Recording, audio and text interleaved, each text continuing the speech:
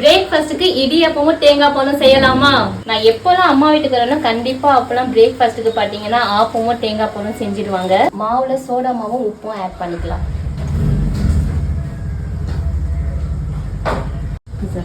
கொஞ்சம் போடுமா?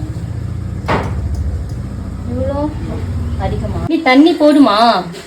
கொஞ்சமா போட்டேன். தண்ணி நிறைய போடணுமா? ओके क्या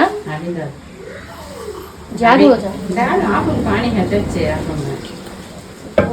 फर्स्ट इधर நம்ம मिक्स பண்ணிட்டு வேணும்னா போட்டுக்கலாம். எப்போ அவங்க ஆப்பு செஞ்சாலும் எங்கள் பெரியம்மா சின்ன பெரியம்மா தண்டை அனுப்பிடுவாங்க. ஸோ அப்போட்டில் தான் பார்த்தீங்கன்னா அந்த ஃப்ளேவர்னு நினைக்கிறேன் அது டேஸ்ட் ரொம்பவே பிடிச்சி அடிக்கடி செஞ்சு சாப்பிட்றோம். மாவு மிக்ஸ் பண்ணிட்டேன். அதுக்குள்ளே எங்கள் அம்மாவுக்கு ஒரு கால் வந்துடுச்சு. அவங்க வெளில பேசிட்டு இருந்தாங்க. அவங்க பேசிட்டு வரட்டும். அது வரைக்கும் நம்ம தேங்காய் பாலுக்கான அரேஞ்ச்மெண்ட் பண்ணிடலாம். தேங்காய் உடிக்கலாம். இங்கே தான் தேங்காய் உடிக்கிற பிளேஸ். அம்மா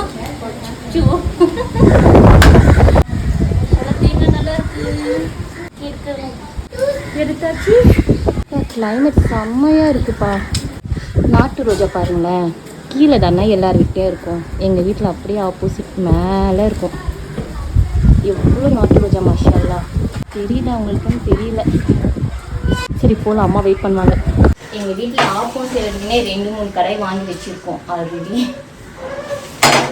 கடாயை ஃபஸ்ட்டு பாலிஷ் பண்ணுவோம்.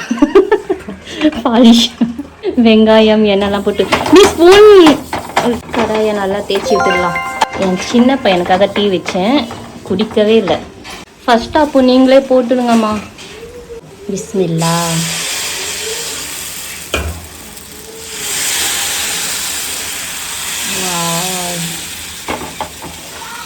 என்ன போடணுமா? வேண்டாமா? பிஸ்மில்லா. நெக்ஸ்ட் நான் ட்ரை பண்ணுறேன். தேங்காய் எடுத்துடலாம் கைஸ். இது மிக்சியில் போட்டு அரைக்கணும். இது தேங்காய் எடுக்கிறது தான் ரொம்ப கஷ்டமான வேலை. இதுக்கு ஒரு மிஷின் கண்டுபிடிக்க மாட்டாங்க மீஷோவில். கைஸ் செகண்ட் போட்டது குக் ஆகிடுச்சு. ஃபஸ்ட்டு போட்டது இன்னும் குக் ஆகலை. இது திருப்பிலாம் போடக்கூடாதான், அப்படியே வச்சிடணும். ஜூம் பண்ணி காட்டுறேன்.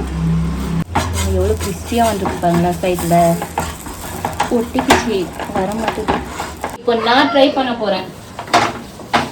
பிஸ்மில்லா.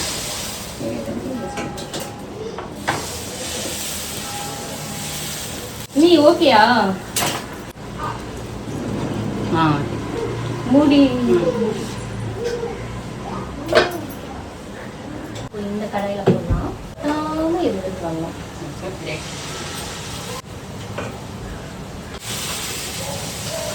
நிறைய மாவு போட்டுட்டேன்னு நினைக்கிறேன்.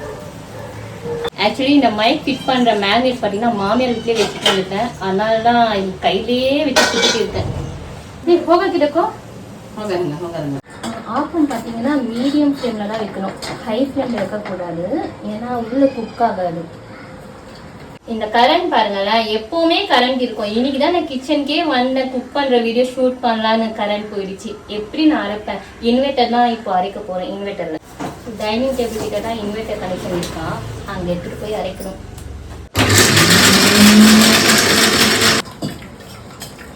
அதான் நான் தேங்காய் பால் ஃபில்டர் பண்ணியாச்சு. இப்போ சர்க்கரை போட்டுட்டு மிக்ஸ் பண்ணிடலாம். ஆப்பம் இப்போ இது மாதிரி தேங்காய் பால் போட்டு சாப்பிட வேண்டியது. கைஸ் வாங்க சாப்பிடலாம்.